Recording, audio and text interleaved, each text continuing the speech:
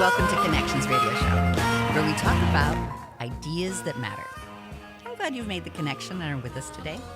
I'm Lori Fitz, your host, and the goal of our show is to explore a wide range of topics that challenge us to see ourselves, our community, and the world around us in ways that get us thinking, get us talking, get us imagining, get us wondering, get us exploring and having a really good conversation. And perhaps inspired or challenged to do just a bit more because we've made the connection. So our topic today is friendships and choice as seen through the production of Merrily We Roll Along at Theater La Di Da. Hosting with me today is Rick Bernardo, who went to the show. The show is an innovative musical about a group of friends, and it spans 3 decades. It spools backwards from their present-day lives at the optimistic beginning of their relationship. And it's a classic that blends the excitement and humor of backstage musical with the poignancy of regrets and reconciliations, and featuring some of Stephen Sondheim's best songs, Not a Day Goes By and Our Time. I also want to mention the music and lyrics are by Stephen Sondheim, book by George Firth, orchestrations by Jonathan Tunick. The musical is directed by Peter Rostein, and musical direction is by Jason Hansen. And Theater La Di Da is grateful for the generosity of the production sponsors, both Kent Allen and Tim Nabble. Thank you. Yay. So with that, you like the play? I did. Musical. I was still saying yay about the play and everything you were saying. Oh, good. Yes. What did you think of it? By the way, this is Rick, and so I'm still Rick. I say that to people sometimes. I'm still resonating with a like time warp kind of a fever. It's like I'm fascinated by the whole device of whether things evolve or devolve, because this it's no secret, I don't think, it works backwards in time. And so you kind of get to check in on how things developed, but in a way that actually, it just occurred to me right now, that's how our memories work. We always are remembering backward in this moment. And it's hard to remember in the future. I've done that though, but it's very confusing. It's science fiction all over the place. But cool Yes. to do. Yes. Well, we've got 2 wonderful actors that are joining us in this segment. We have Reese Britz and Becca Hart. Reese plays Franklin. Becca plays Mary. And we talked about this being a show about friendship and choices, and some of that was set in motion by Reese. So I'm going to kick it off to Reese, and then I know you have some follow-up questions.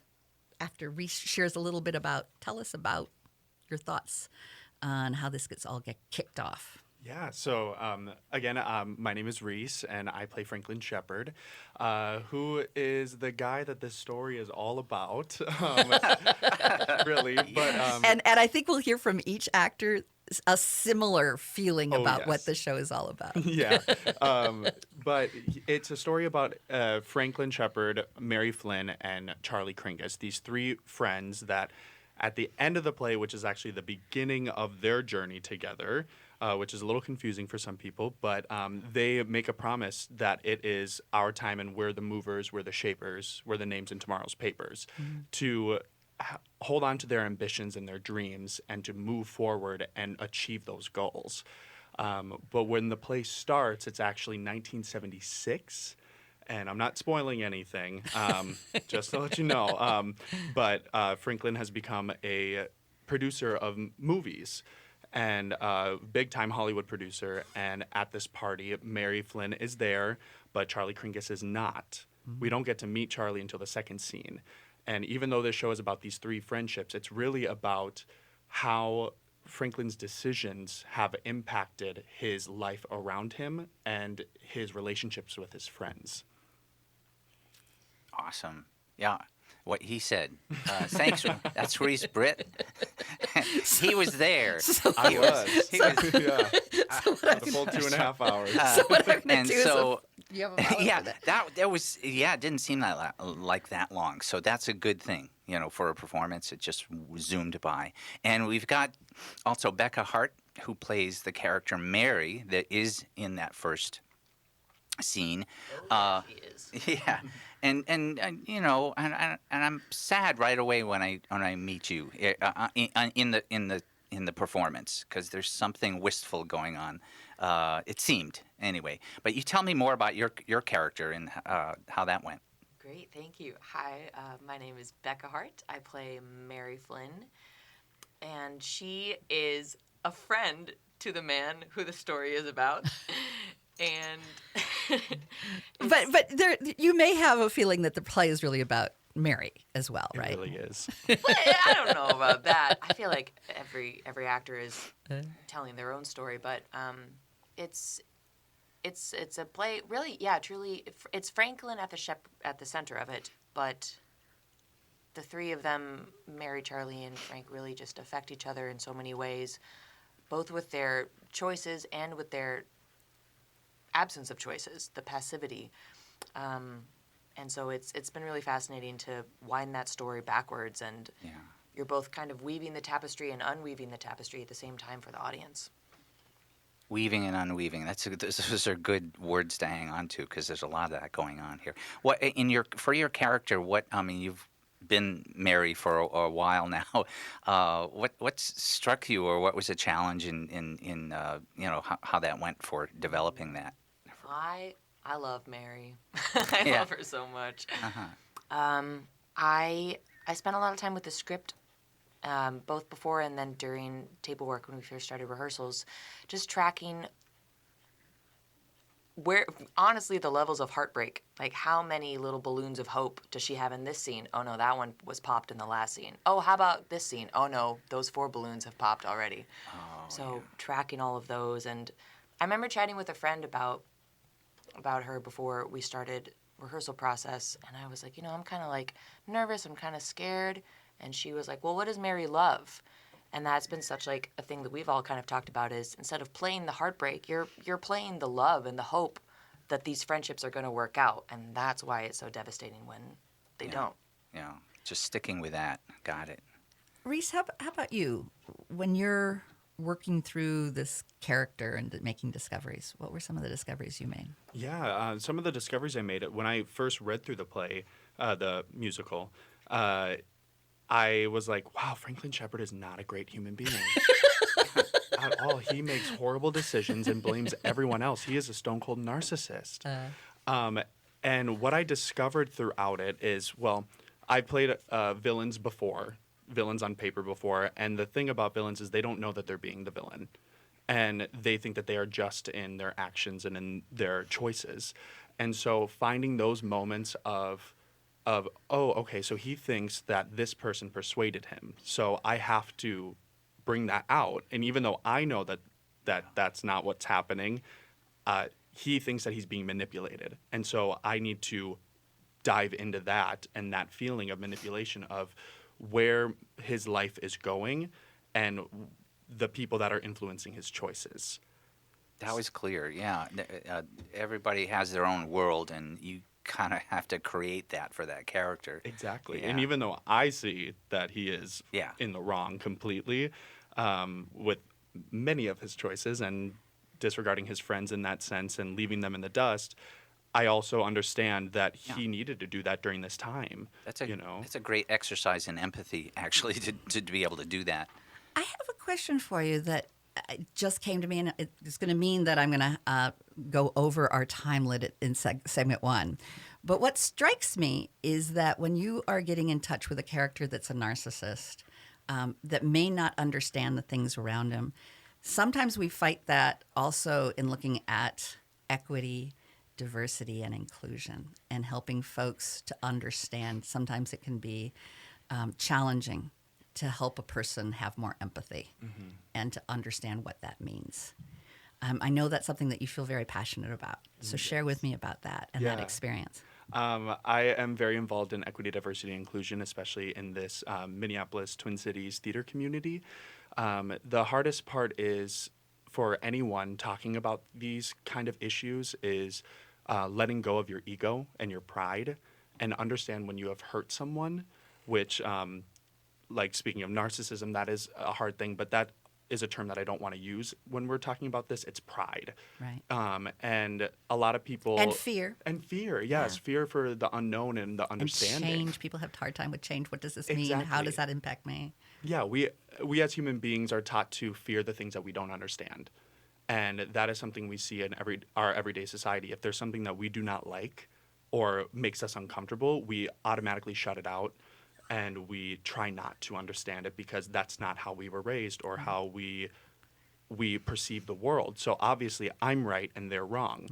But the point with equity, diversity, but the point with equity, diversity, and inclusion is the main thing, I think, is to take ownership of your actions, to take ownership of your life, really, and how you grew up, so that you can move forward and create equitable spaces around you, and also really listen to the underrepresented groups and hear them, what they are saying, and try your hardest to do whatever you can just to make them included and at your That's awesome. level. Yeah, it's not about putting anyone up to like tear yourself down. Right. It's about bringing them all together, like holding their hand and bringing them up. What I'm fascinated with is encouraging the audience to go see this play and knowing that in their heart is something that you feel very strongly about, and then seeing your character unfold on stage. I think it would be a magnificent opportunity for folks just to be thinking about it. And again, this is our show's about a show about ideas and making connections. And I think that's a vital connection to be thinking about. We have to go to break, even though we will merrily roll along later. And that is the name of the musical that you want to see at Lattida. I'm going to spell out Lattida for you, LATTEDA.org. You can buy your tickets. You can see more about the show. Again, Lattida.org. Go check it out. Go see the show. We'll be back in the next segment, and we're going to continue this fascinating conversation. Will.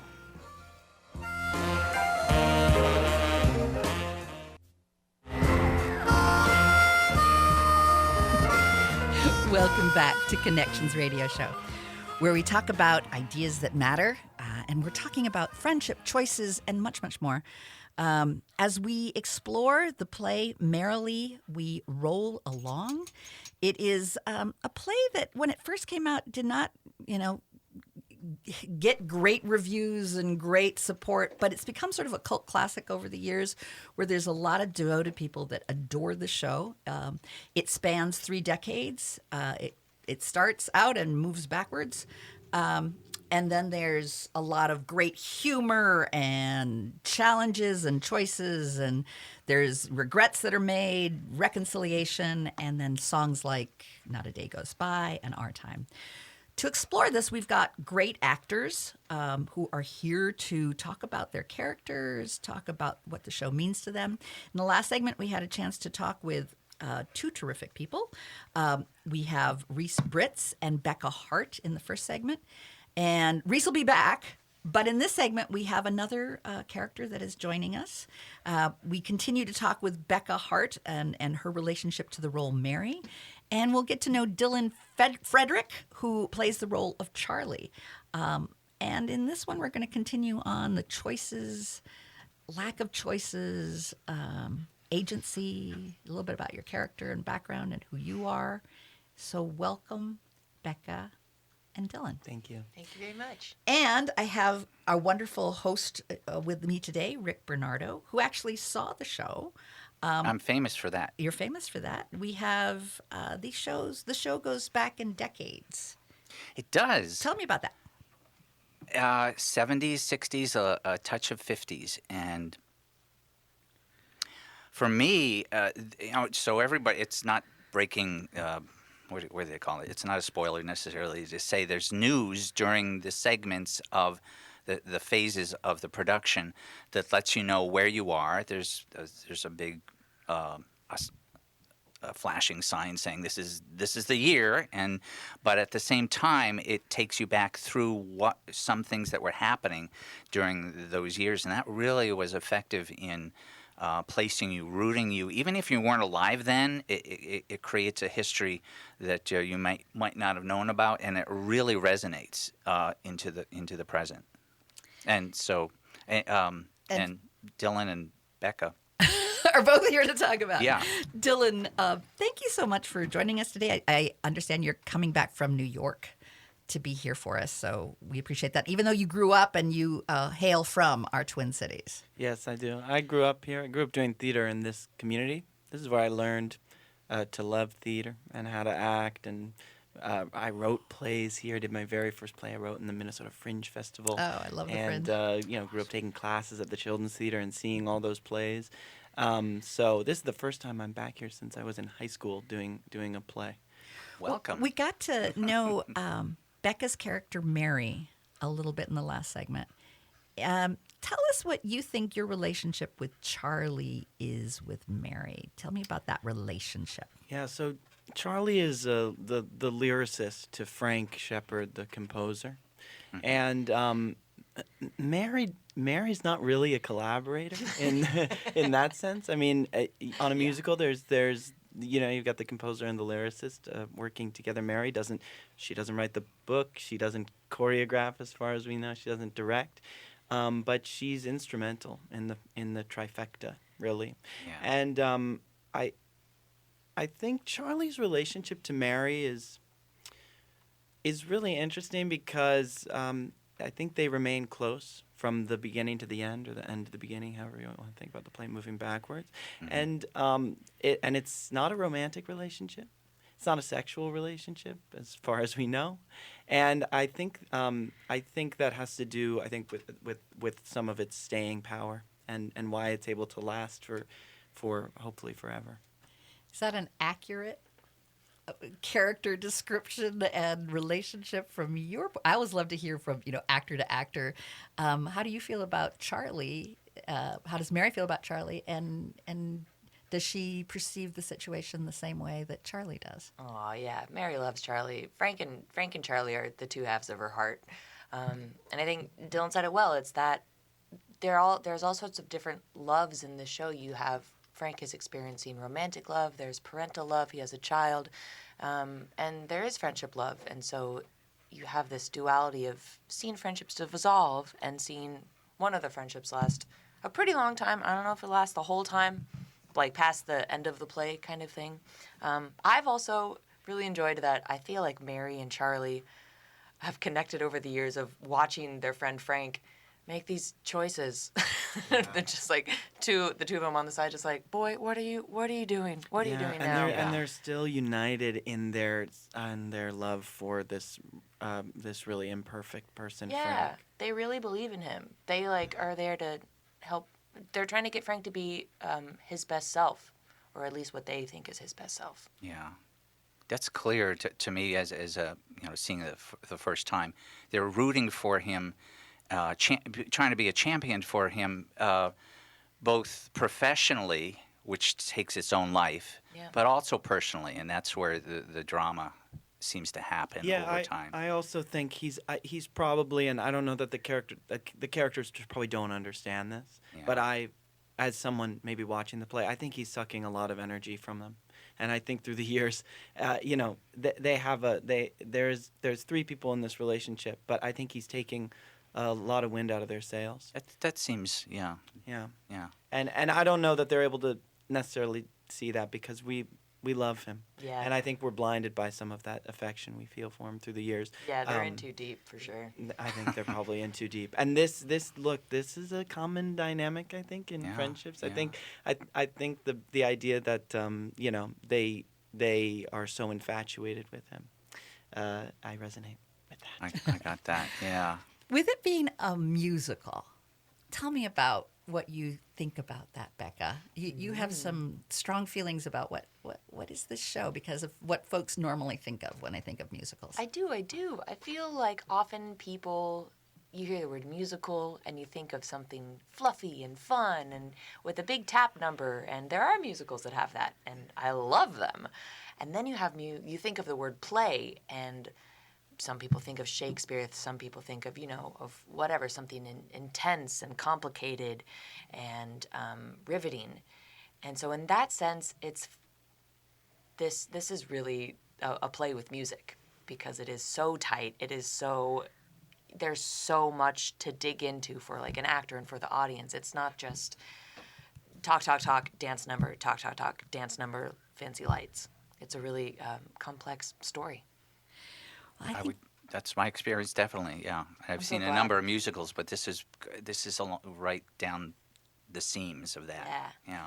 Well, Vic, I want to thank you for joining us today. Thank you for having I me. know you'll need to run. You've got other things you need to get to, but we're going to bring back our friend Reese Franklin and have a Franklin Charlie conversation in our next segment. For folks who are getting interested, and we assume you are, in wanting to go see this play, you can go to the website lattida.org. That's LATTEDA, kind of like a latte, latteda.org. And go get a ticket. Go see the show. Merrily We Roll Along is the name. And just we'll in case roll along you're right just into the checking in. commercials. And we'll be right back.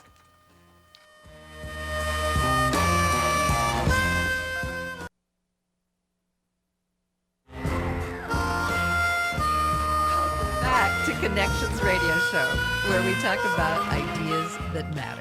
And today we've been having a wonderful conversation with actors who are joining us from the Theater Lattida's production of Merrily We Roll Along. Hosting with me is Rick Bernardo, who went to the show, which we'll love to hear his ideas. He's been sharing his ideas of what he felt about the show. The show takes place September 21st, so opening was wonderful, I hear. That happened. And it'll go through October 30th. If you do not know about Merrily We Roll Along, it is a Stephen Sondheim musical. He did the music and lyrics. The book is by George Firth, orchestrations by Jonathan Tunick, directed by Peter Rothstein, and music direction by Jason Hansen. And if you are so intrigued and you have been listening and you go, oh, but I want to go buy the ticket to the show right now, please do, because tickets are going fast. And it's best to go ahead and get that as soon as you can. It's lattida.org. I'm going to spell that for you, LATTEDA.org. And our friend Rick Bernardo, Oh, that's me. that's you, saw the show. Tell me about the show. I was there with my friend Jess, and we just loved it. It's dramatic, and the musical part of it, as Becca, who played Mary, was just saying before, it's not just all song and dance in the sense of some musicals are just like one way to get from one song and dance to the other, but in this, the performances, and there's a major one by Dylan Frederick, who plays Charlie in the very beginning of the production, that is it's quite remarkable. It's an example of it really has major substance to it. It's he's singing, and he's, I don't know, you're doing like 4 or 5 different kind of performance arts at once in that moment, and yet every word moves the story for the rest of the production. Sure. So you want to say, and in this segment, I want to make sure the audience knows we have Dylan Frederick, Right. who plays the role of Charlie. Charlie. And we have Reese Britt, who plays the part of Franklin. these Brits, yeah. And so, Dylan, anyway, I was just saying, like, that I just wanted to ask you anything about that one introduction to your character in the beginning. Look, this is an actor's musical, I would say, and I would say all of the Sondheim musicals. If people listening know, Sweeney Todd, Into the Woods, Sunday in the Park with George, these are pieces that actors like myself and like Reese, like, we want to do these so badly, and there's a lot of other musicals that we want to do less badly that we can also do, that are in the canon. Some are sillier, and maybe goofier, maybe flashier. There's a veneer required for the performance. But what Sondheim does is he makes complicated, smart, nuanced material. And it's simple, truthful stuff for actors. So that song's a good example, Franklin Shepherd Inc. Reese has some incredible opportunities to act and sing at the same time here too, and that just often isn't afforded to a musical like I don't know, Escape to Margaritaville, the Jimmy Buffett musical, or All Shook Up, the Elvis jukebox musical, or something like that. The Sondheim musicals are gifts for actors, and Peter Rothstein has assembled a group of actors. Like Reese is really an actor and a really good one. Becca Hart too. So we're honored to be doing it. Awesome. Yeah. Thank you. That first scene where you are appearing as Charlie, that's in the 70s? Yes. And I remember there was a year 73 that showed up. Oh, was it that year? Oh, I can't, because there was a news item that resonated definitely with everybody. So there's certain news items during this production that everybody will recognize as part of history if they know a little bit of history. And if they don't, it's a history lesson. And it's important because the play moves backwards, that those exist even just practically as a device to help people understand that we're moving backwards. This is Nixon, this is Kennedy, and that matters a lot because the device of moving backwards, I honestly think can be confusing. So we also have subtitles. That the year is always present on the back wall. Yeah, on the back wall. And I think that is very helpful. Got it. And Reese, how did you work with that going backwards in time? You are a different person. Both of you are different people in the beginning and the end, which is actually the end and the beginning. Mm-hmm. So, Reese, how did you work a little bit with that? Yeah, so we actually, Peter Rothstein, our amazing director, had the idea right away to start rehearsals starting at the end of the play. So when we are at our youngest selves as our characters, and then move through time in the actual chronological order so that we can find those moments of growth in our characters and growing up with the characters in a sense, so that by the time we got to the last scene that we rehearsed in the rehearsal room, which is the first scene of the play, we already knew exactly where these characters started and how they got to this moment.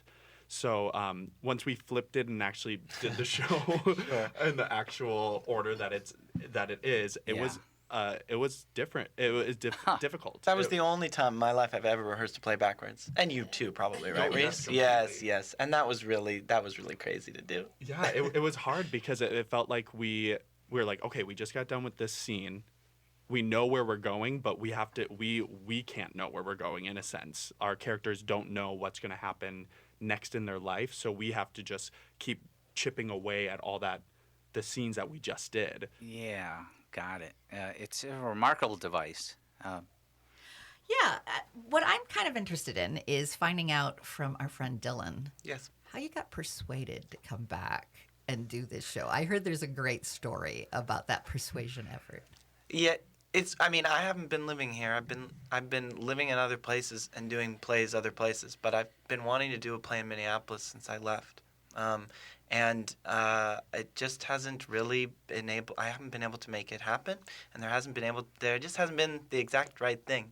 But this is a play I really wanted to do, and so the idea that I was persuaded is sort of comical because I rearranged my entire life and my whole schedule around doing this. And when Peter called me to say that they were going to do Merrily We Roll Along, and that he would let me play Charlie, and that Reese was going to play Frank, and that Becca was going to play Mary, I just made sure that I was going to do that. Because Merrily We Roll Along does not often get produced, and I would say even more than that, it just doesn't, it's just so often it's bad. It gets done all over the place. It's been done in many countries, in many states in this country, and it's just, you can give it a Google, you can see it's bad. And this production is special. Really bad yeah, theater. Really bad. It's really bad. And people try again and again, and everyone who loves Sondheim really appreciates that people try again and again to make it work. And sometimes things work, and sometimes things don't. I think the thing that's special about our production is that it works. Yeah. and I think that's largely Go figure. Yeah, I think that's largely due to Peter and his brilliance and the design and the performances, Jason's orchestrations on the music. So Well, it was an honor to come back and do it. You talk about Sondheim Yes. as being an actor's Absolutely. musical, and he's done a lot of work, and there's a theme that goes throughout on capitalism and commentary on I'd say that. so. So tell me about that. I'd say. There are these two books he's got of his collected lyrics, and one is blue and one is pink. And if you go to someone's house who loves musical theater, I wonder if Reese, do you have these books on your coffee table? Not yet. I think these books are really a treasure for anyone who loves Sondheim. Finishing the Hat. Look, I made a hat. And I think if you go through the lyrics, Sweeney Todd, Sunday in the Park with George, Assassins, you see that there is a thread here. And it's sort of a core belief that money and fame and attention and cars and houses and all of the things that distract us in life are exactly that, distractions. Things. Yes, and that they maybe don't matter. And that there's something else that matters, and he spends a lot of time in these musicals grasping for what it might be that matters more than what we think matters.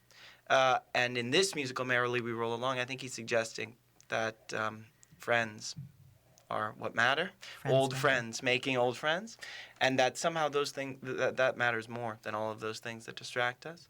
But that there's a conflict there, that it's just hard to see. So I guess I think that's a critique of capitalism. And I think about Sweeney Todd, if people know that, that's about a man and a woman who get together to chop up an entire community so she can pay off her debts and, bake people into pies and sell them. So I think, and Assassins too. I mean, you can go through all the text and see that there's something about this country and the way the marketplace has affected all of us. I sometimes- Merrily we roll along again. Yeah. Yeah, just to plug it. Right. Well, it also supports sort of a social media created reality, and that we think those things are important. And is that really friendship? Yes, there's a really good essay by Tennessee Williams after he wrote The Glass Menagerie. He was very successful. That was a big moment for him as a playwright. And he wrote an essay called The Catastrophe of Success.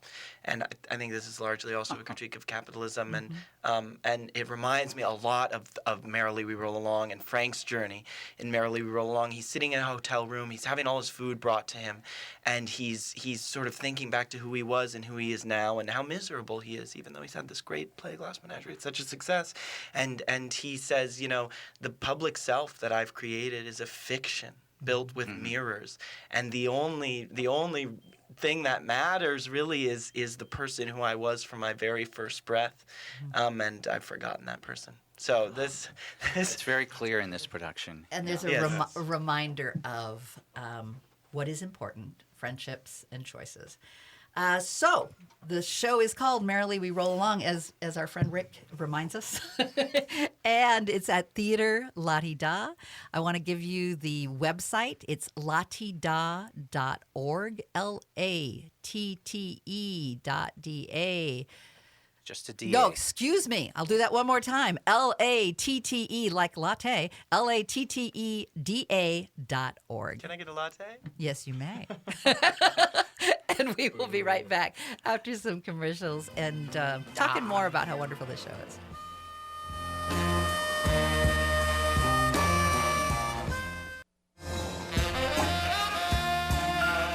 Welcome back to Connections Radio Show, where we talk about lots of fun things. Today it's been friendship and choices made, choices not made. A little bit of narcissism thrown in there just, for the heck of it, to explore what that all could mean. And we've had wonderful actors share with us about their experience in doing the show. We have Rick, who's also hosting the show, who is sharing from his heart as well in terms of being an audience member. And what was that like for him? And what did he learn? And all of that good stuff.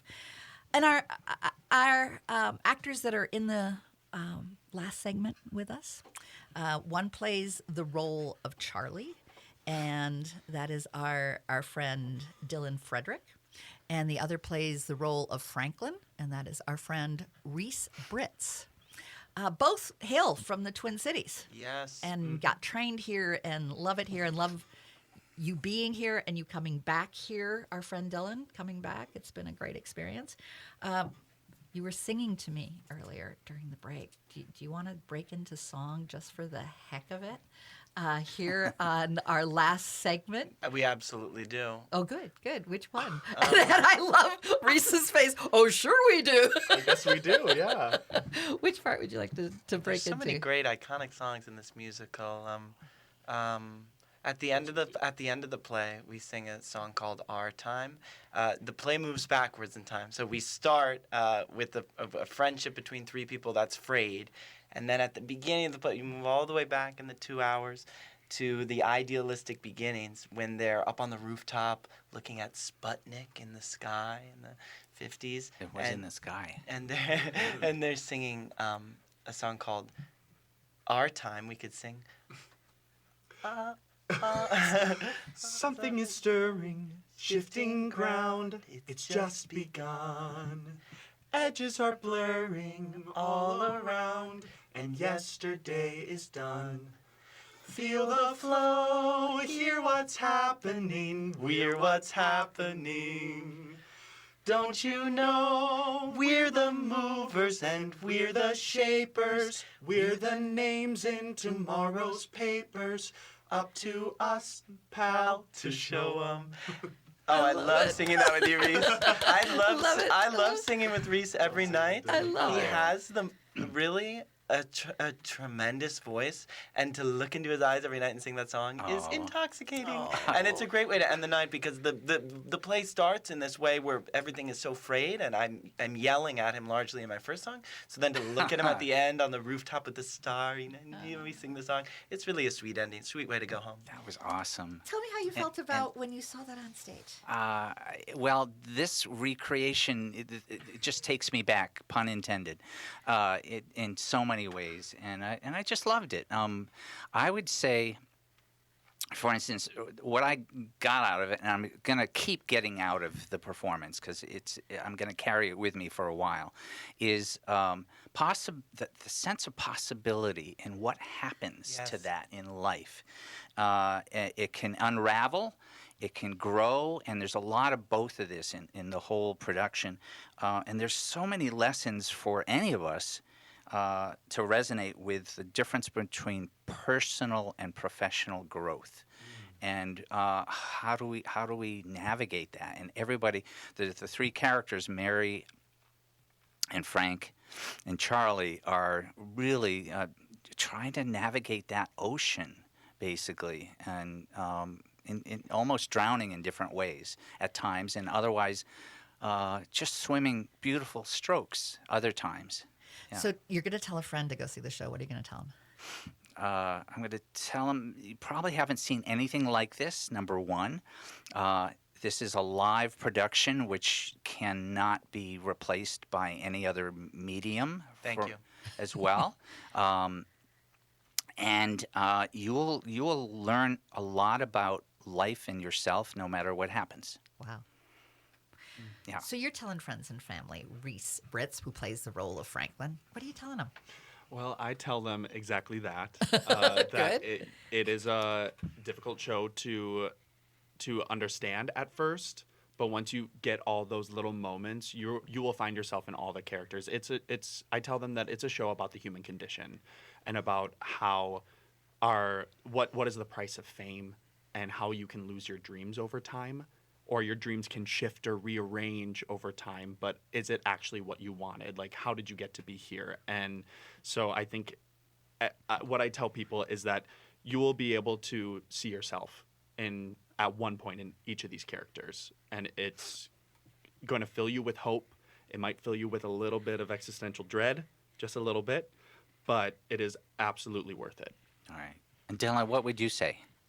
I think, look, for a musical that tackles such tragic and frankly, sometimes hopeless ideas about this life, it matters very much that the people who are doing it approach the work with a sense of pride and really pleasure and enjoyment.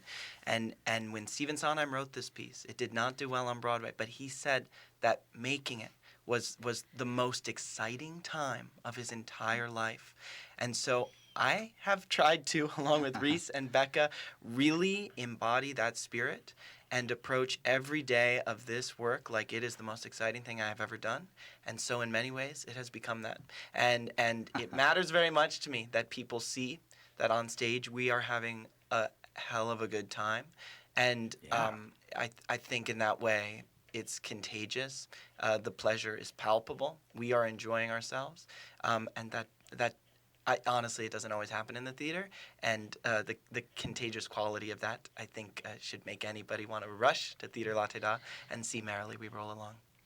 What would you like the audience to take away with them? You know, you shared about what's important, what you think the play is, what you've encouraged them to think about what they might take away. But as actors, you kind of have a hope that they're going to walk away and not only think that you're wonderful performers, which of course you are.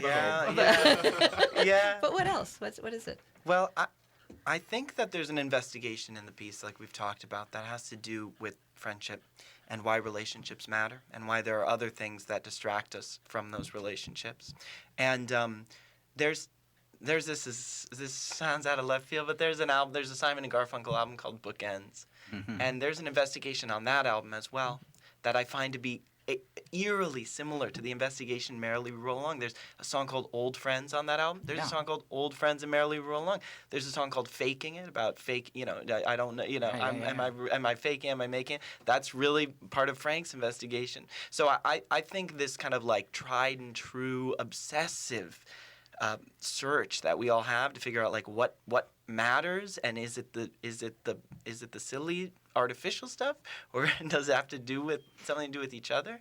I hope people like re-engage with that investigation in a way that is authentic and hopefully rejuvenating. Mm-hmm. What do you think? There are a lot of questions in the show. Every transition, there's a song called Merrily We Roll Along.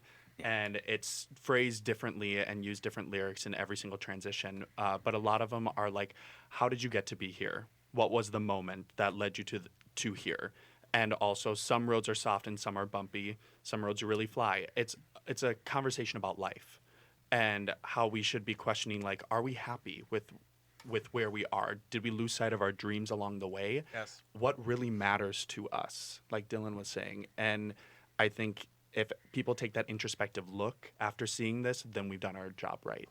That was Reese Britz, and we had, and still have Dylan Frederick with us, and we had Becca Hart with us for three main characters. Merrily We Roll Along.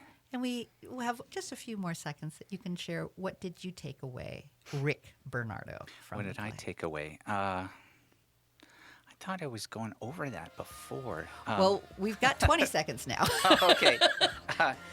Again, lessons for professional and personal growth, and the word possibility keeps springing to mind. What happens to possibilities? And you've been listening to Connections Radio Show here on AM 950, the progressive voice of Minnesota.